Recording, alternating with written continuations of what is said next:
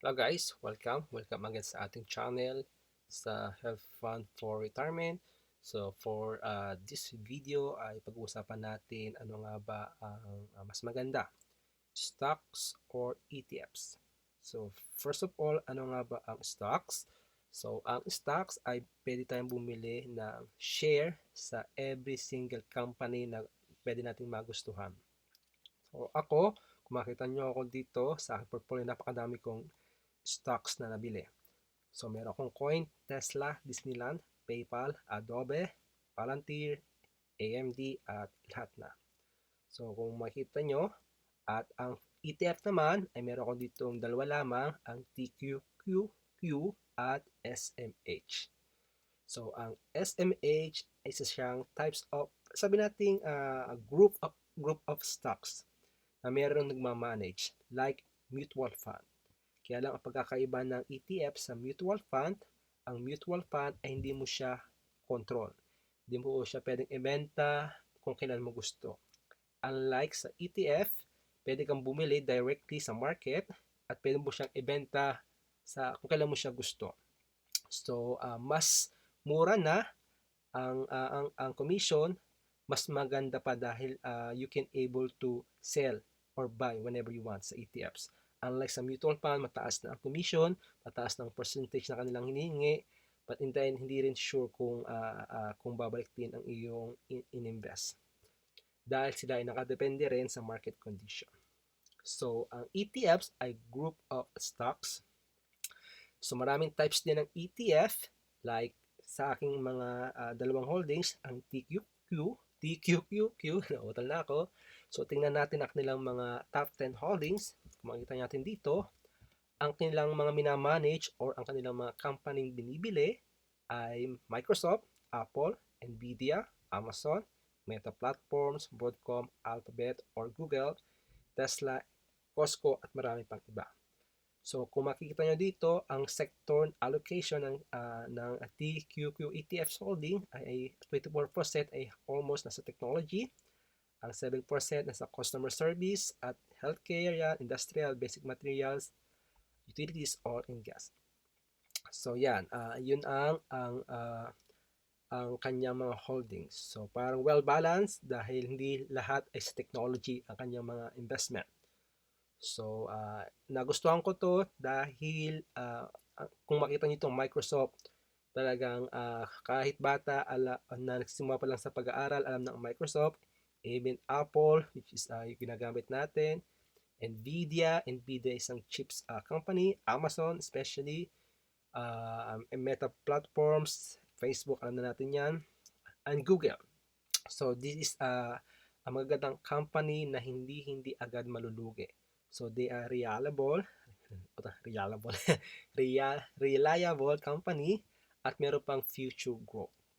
So, tingnan naman natin ang isang types ng ETFs which is ang SMH na meron ako.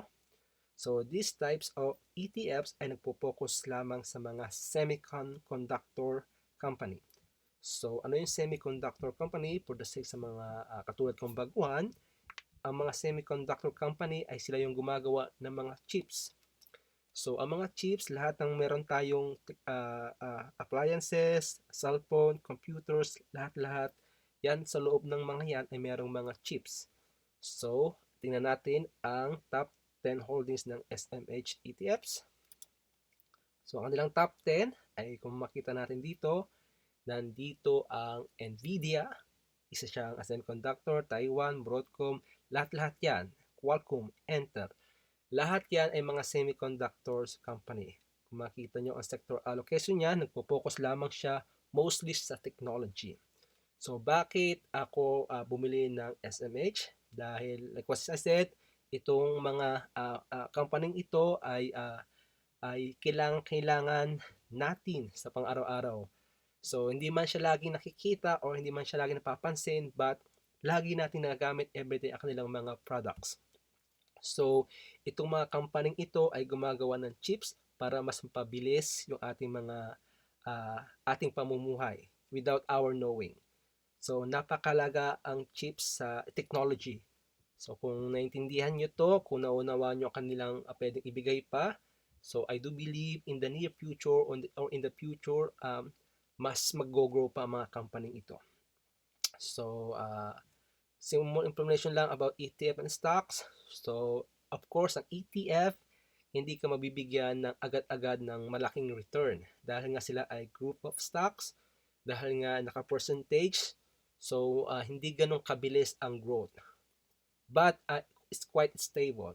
Unlike sa stocks naman, kung makikita nyo dito, alright, katulad ng Coinbase, bumili ako ng Coinbase tingnan natin ang transaction here. Last at 2023. So, isang taon lang, but ang naibigay na sa aking return ay 287%. Take note guys. So, January 24, 2024, bumalik na agad ng 80%. Napakabilis lamang nito. Ilang buwan lamang. 5 months, sabi natin, yes, 5 months, 80% na agad. Unlike sa ETFs, ay ating natin, sa ETFs,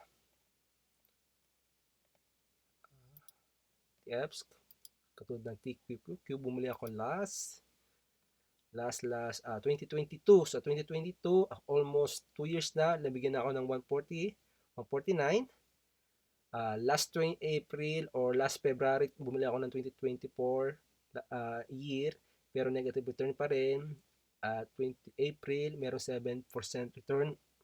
So kung makita natin, mas malaki ang growth sa stocks, single stocks.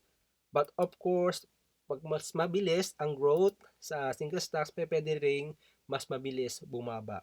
So it's like I'm managing my own ETF pag bumibili ako ng single stocks.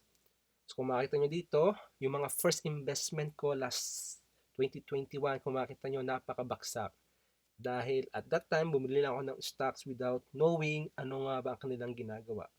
Dahil itong mga stocks na ito ay nahahype during COVID 2021. So I keep buying without knowing ano nga ba mga company ito. So of course, may natuto tayo at I'll try our best na hindi na ito maulit. But nga, kung makikita nyo, yes, that's one of my big mistake. But that's why kung makikita nyo dito, in overall, sa stocks na aking investment sa eToro, portfolio ay negative 12% pa rin ako. Almost 2 years na. But sa funds, sa ETFs, kung makikita nyo, for almost 2 years din na aking investing, ay kumita na ako ng 35%. Yan, tumaas na ngayon. 35% dahil ito ay live price. 35%. So, yun guys, nawa-nawaan yung aking medyo magulong explanation. But hopefully, sa mga susunod pa, mas makapag-explain ako or makapag-paliwanag ng mas madaling maintindihan ng mga tool kong baguhan pa lamang. So, yun lamang guys. God bless.